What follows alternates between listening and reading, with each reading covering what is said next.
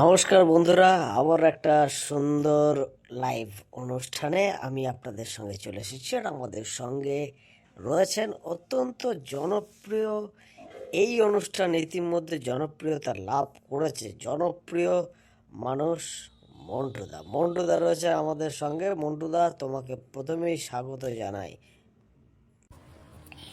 নমস্কার দর্শক বন্ধুরা, সবাইকে আমার একটা এই সুন্দর লাইভে অনেক অভিনন্দন এবং আপনাদের ধন্যবাদ জানাই যে আপনারা আমাদের এই অনুষ্ঠানটাকে এত ভালোভাবে প্রায়োরিটি দিয়েছেন, দেখছেন। আস্তে আস্তে আরও ফলোয়ার্স হবে, ভিউয়ার্স বাড়বে আমরা জানি।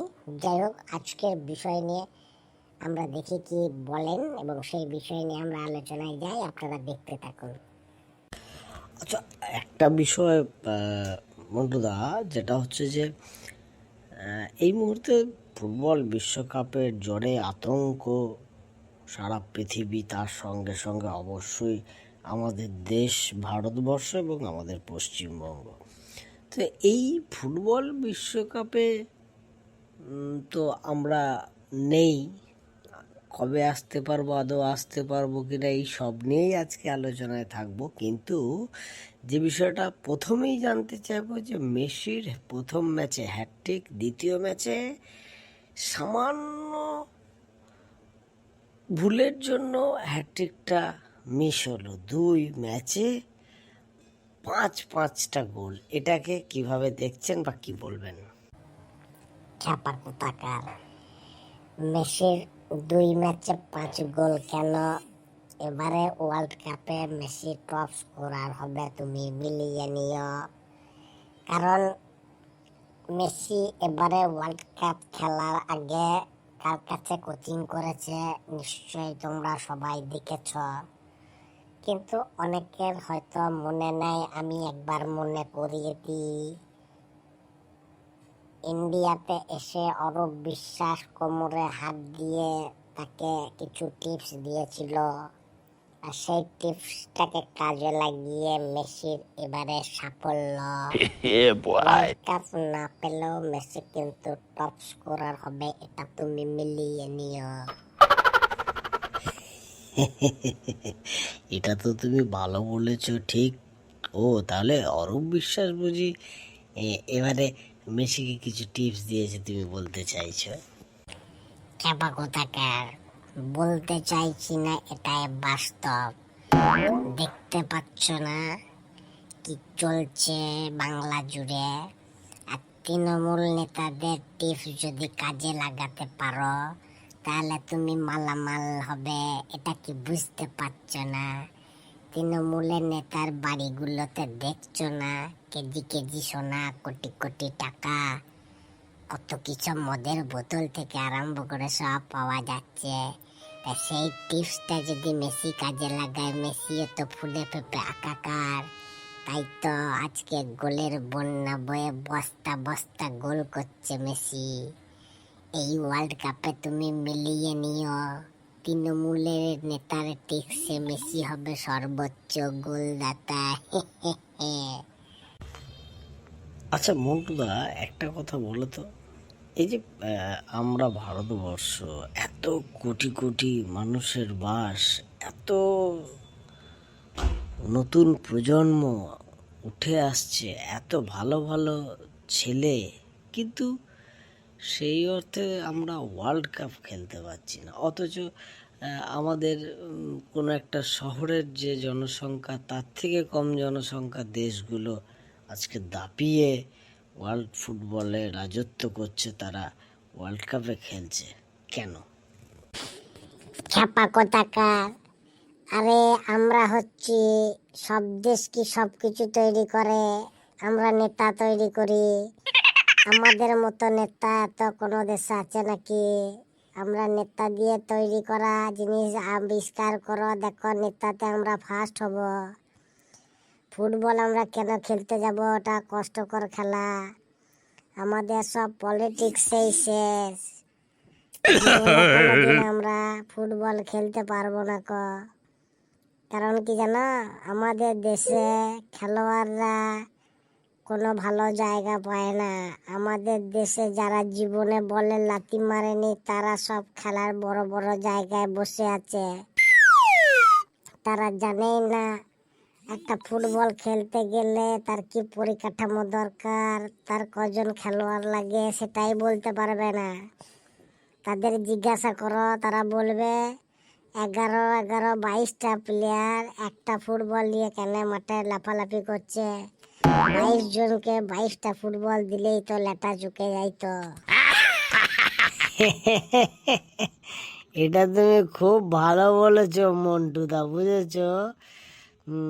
তা আচ্ছা, যদি ধরো যে ভারতবর্ষকে ফুটবলে খেলতে হয় বা ভারতবর্ষকে যদি ওয়ার্ল্ড কাপে দেখতে হয়, তাহলে কি করতে হবে, কি পরিকাঠামো করলে তোমার মনে হচ্ছে যে আমরা এগিয়ে যেতে পারি? দাঁড়াও ভাই, চশমাটা পরে নিলাম, খালি চোখে এসব দেখতে পারবো না, চশমা পরেই দেখতে হবে। আমাদের দেশ কোনোদিন ফুটবল খেলতে পারবে না, এটা তুমি মিলিয়ে নাও। আর আয়োজক দেশ হিসাবেও একটা সুযোগ থাকে ফ্রিতে বিশ্বকাপ খেলার, কিন্তু আমরা সেটাও পারবো না।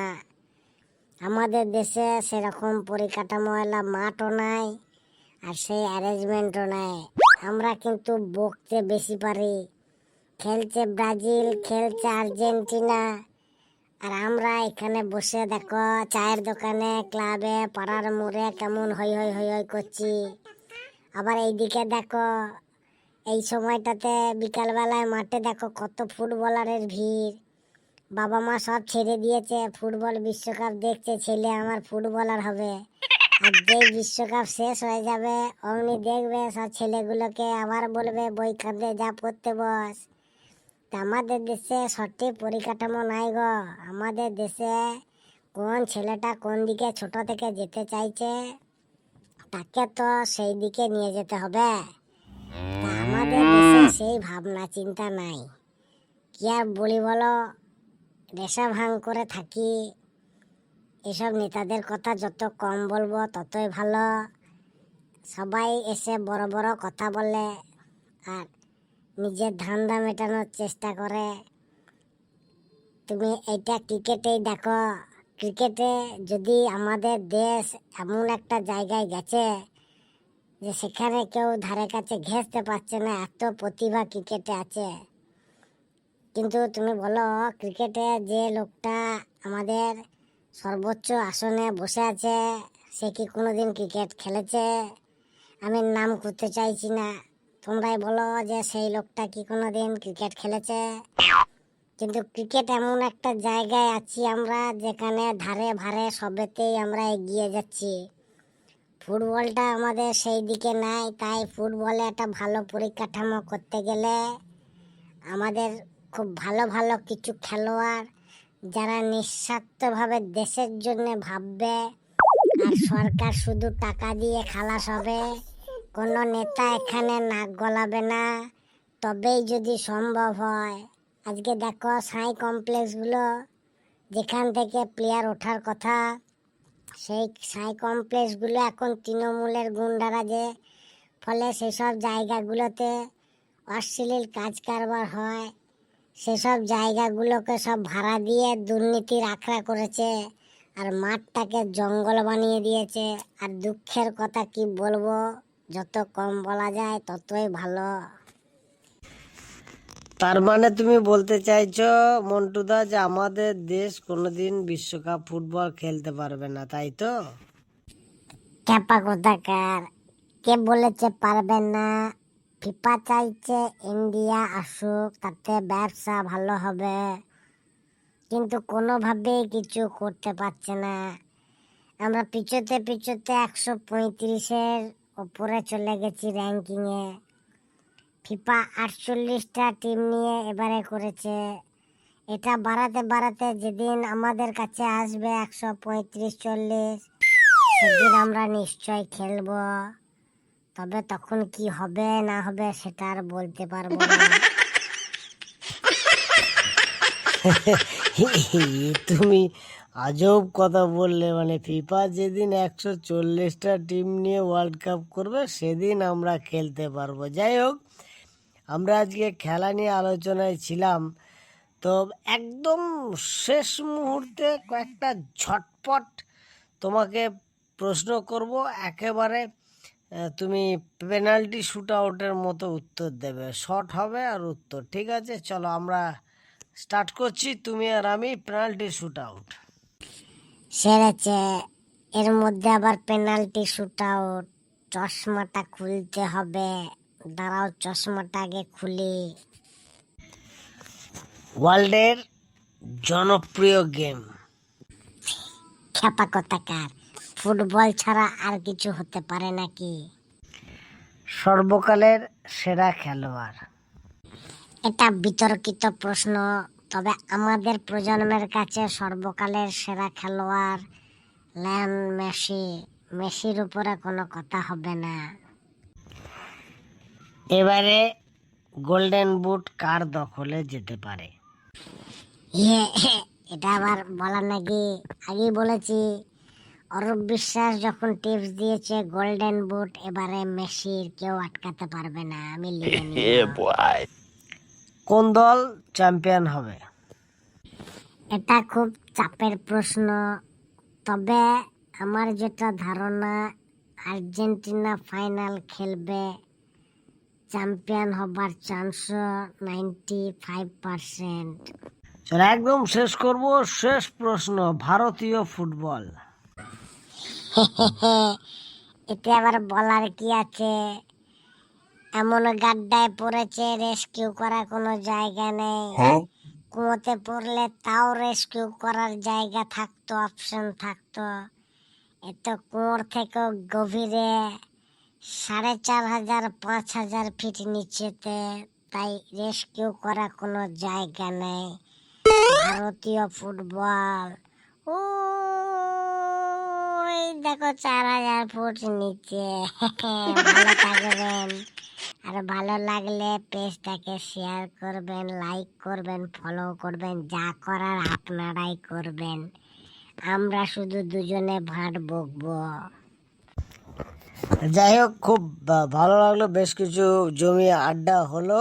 ফুটবল বিশ্বকাপ চলছে, বিশ্বকাপ জ্বরে, ফুটবলের জ্বরে বাঙালি তো এত একেবারে মানে ফুটবল জ্বরে আক্রান্ত হয়ে আছে, পাশাপাশি সারা ভারতবর্ষের মানুষ, সারা পৃথিবীর মানুষ। তাই আমাদের এই মজার ছোট্ট একটা অনুষ্ঠান ভালো লাগলে অবশ্যই আমাদের সঙ্গে থাকবেন।